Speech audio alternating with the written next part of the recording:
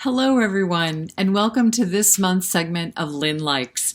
I'm Miss Lynn, and I'm here at the Graves Library in Kennebunkport, and I am here today to talk about something that I really like in books, and that is board books.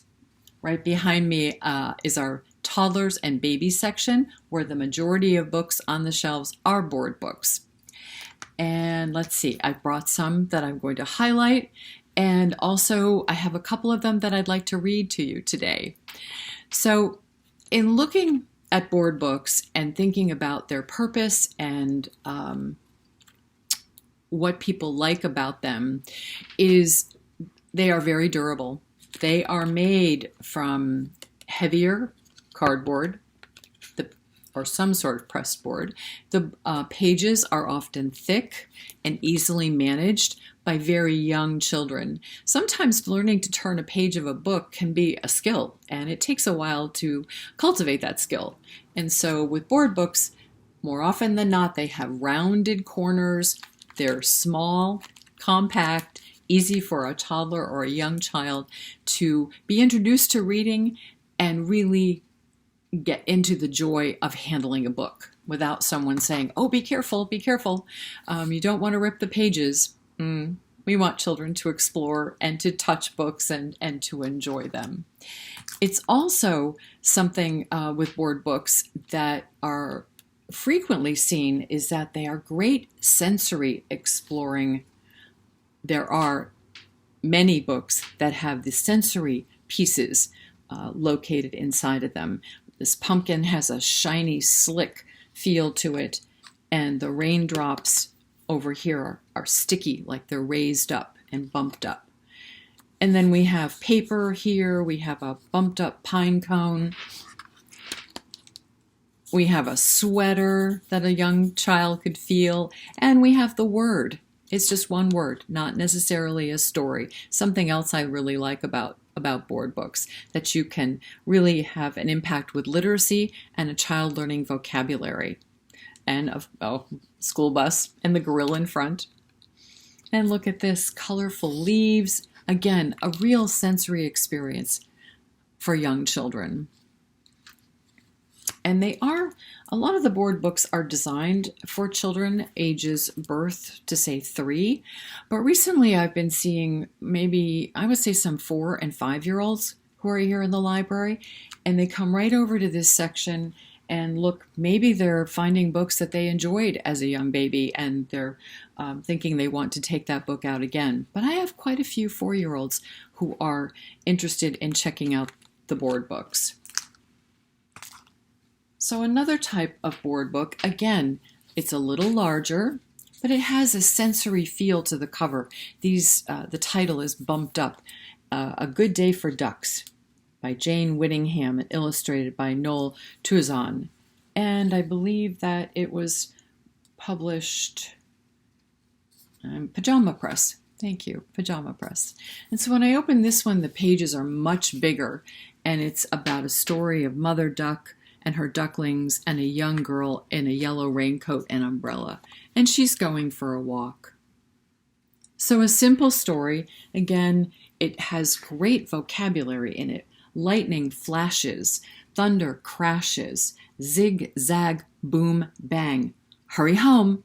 Wonderful words for young children to hear and to learn. And this page, drippy raincoat, muddy rain boots, tug, tug, pull, pull. Off they come. I know, wonderful, wonderful play on words, and maybe even being able to use those words when you're with your child and taking off their rain gear. Oh, this one's good too. Flap, flap, quack, quack. On the page, they are splashing in their pictures with paint.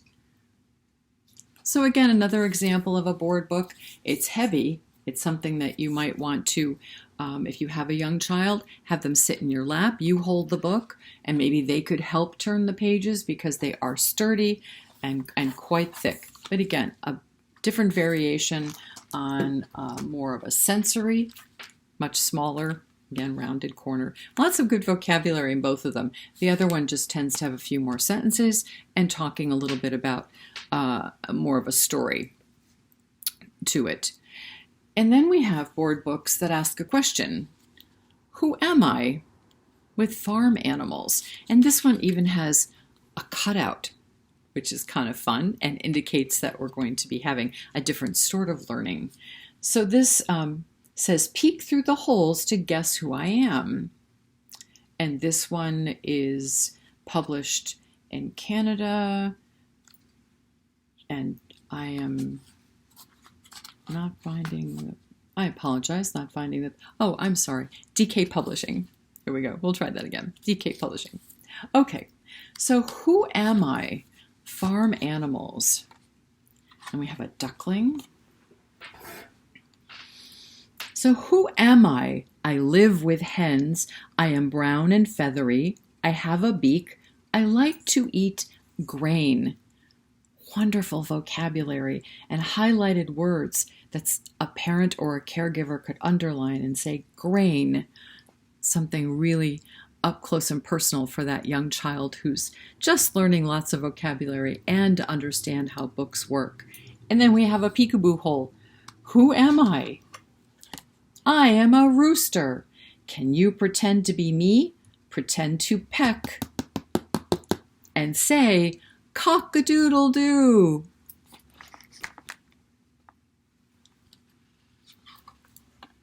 Who am I? I am fuzzy and yellow. I can swim, and soon I will be able to fly. I have a bill and webbed feet. Can you guess? There we go. I am a duckling. Can you pretend to be me? Walk with a waddle and say quack, quack, quack. A terrific book for learning about animals, vocabulary, literacy, easy to turn the pages, asking questions, having the child respond, and then act out the animal. Who am I? I am a baby farm animal. I have a snout. Oh, for a nose. My tail is short and curly. I am pink. I am a piglet. Can you pretend to be me? Sniff for food and go oink, oink, oink. It's so much fun. And little ones will love this story. Who am I? I have 2 horns and a wiry coat.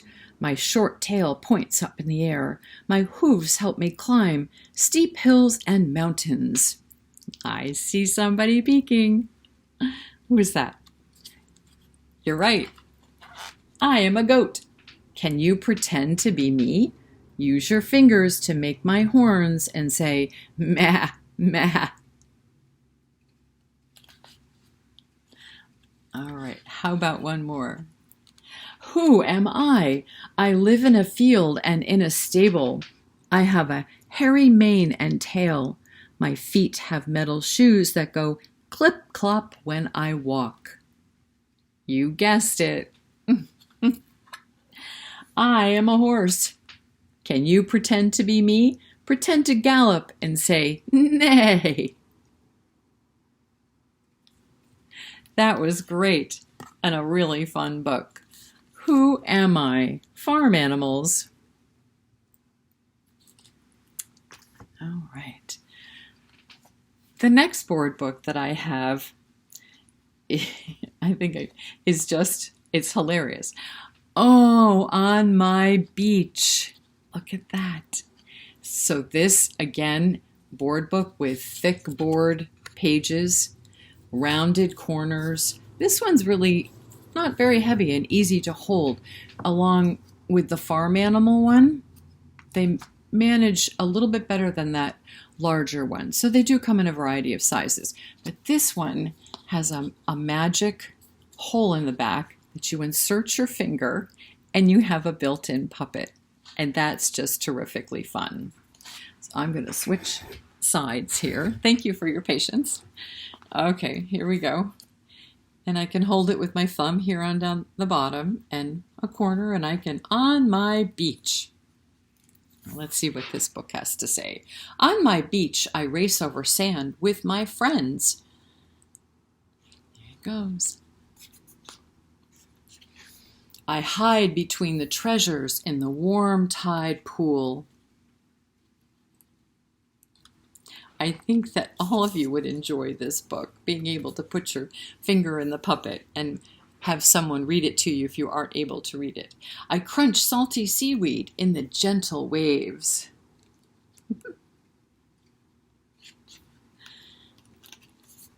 Then I dig a cool bed for a nap. Again, wonderful vocabulary. Dig a cool bed for a nap.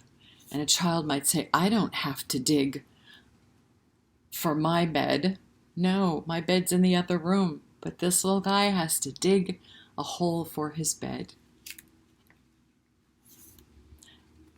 And I do it with my family.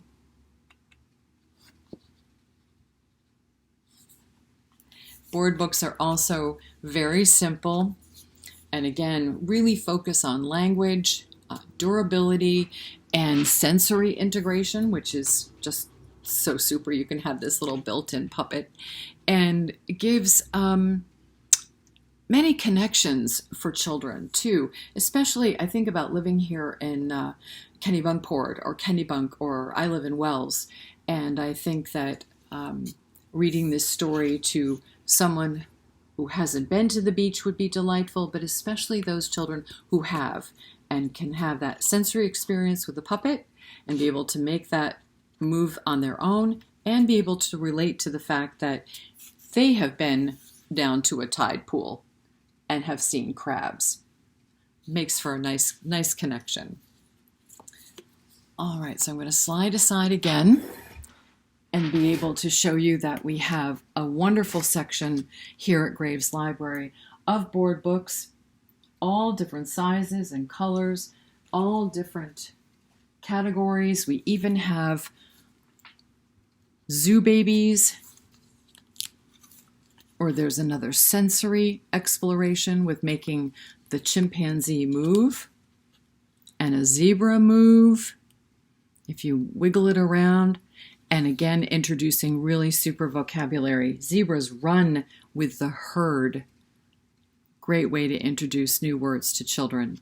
So we have that here on the shelf as well. I'll just tuck that in there. And then we have one more. We have another larger book called Fairy Fern. And she doesn't have a lot of sensory touching to her story, but look at that really cool cutout. Young children can feel like they are right in the forest with her, and the colors for the illustrations are really bright and cheerful. Also, that is here on the shelf. So thank you everybody for joining me for this month's segment of Lynn Likes. I have enjoyed doing these sessions with you, as it gives me an opportunity to really explore the different books that we have here at Graves and be able to talk about them with you. I'm trying to think, probably my favorite one or ones that we have here on the shelf. I really like the small board books. Children can handle them so easily. And we have a little table I'll show you right behind me where the young toddlers come in, and then we have it set up with board books that they can handle and open on their own or have an adult with them. So let's see if I can move my camera and get one glimpse here of our table if you haven't been here at Graves Library before. And there is our little school table where we have books that are set out for the children who can come in and sit right down at those little chairs that you see behind me. All right, that's it for now. I appreciate you being here. It was great to see you, and thank you so much for joining me. I look forward to next time, where we will be talking about books that I like about time and how children learn to tell time along with adults helping them with watches, with clocks, and also books. Take care, everyone, and I'll see you again soon. Bye for now.